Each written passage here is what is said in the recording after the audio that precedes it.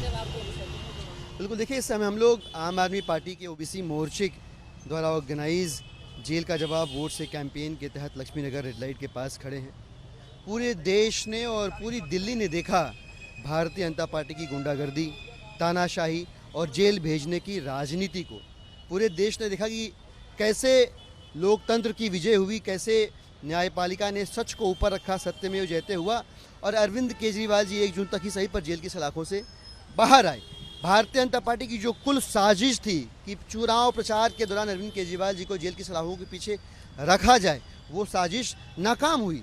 अब हम दिल्ली और देश के लोगों से अपील कर रहे हैं कि अगर आपको अरविंद केजरीवाल जी से प्यार है, अगर आप इस बात में आस्था रखते हो कि जब आपको ज़रूरत थी अरविंद केजरीवाल जी आपके लिए खड़े थे, अब आपको अरविंद केजरीवाल जी के लिए खड़ा होना है, तो सिर्फ और सिर्फ आपके वोट की ताकत अरविंद केजरीवाल जी को दोबारा जेल जाने से रोक सकती है। इसलिए इस बार भाजपा की गुंडागर्दी, तानाशाही और जेल भेजने की राजनीति के खिलाफ एकजुट हो जाओ। जेल का जवाब वोट से दो, इतनी ताकत और मजबूती से दो कि अरविंद केजरीवाल जी को भाजपा दोबारा जेल की सलाखों के पीछे कैद न कर पाए।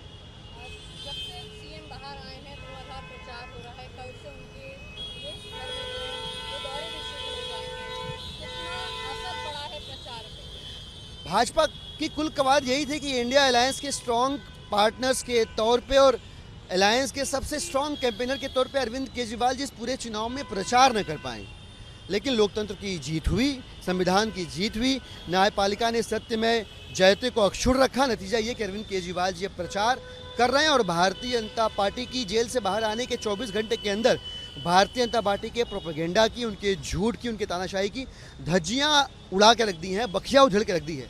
बहुत जायज़ से और साधारण से सवाल कर रहे हैं जिसका जवाब अभी तक प्रधानमंत्री नरेंद्र मोदी जी ने नहीं दिया।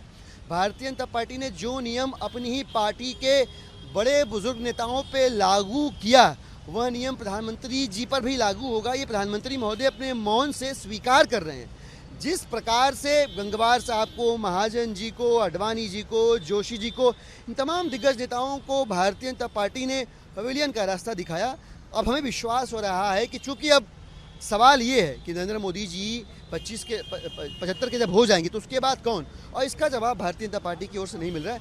हमें लग रहा है कि अरविंद केजरीवाल जी के इस जायज़ सवाल के ऊपर चुप्पी साध कर, वो हमारे यहाँ कहते हैं ना कि मौनम स्वीकार लक्षणम, इस सच्चाई को नरेंद्र मोदी जी ने चुप रहकर स्वीकार कर लिया है।